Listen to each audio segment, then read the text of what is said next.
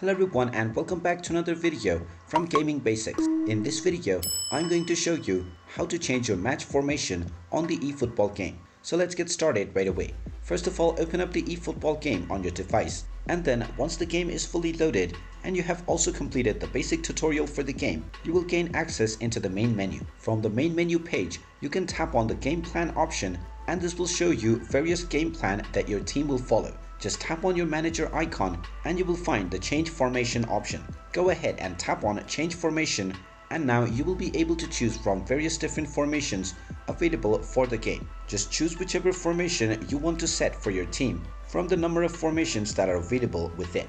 After choosing your desired formation, your team will be set up based according to your preferred formation.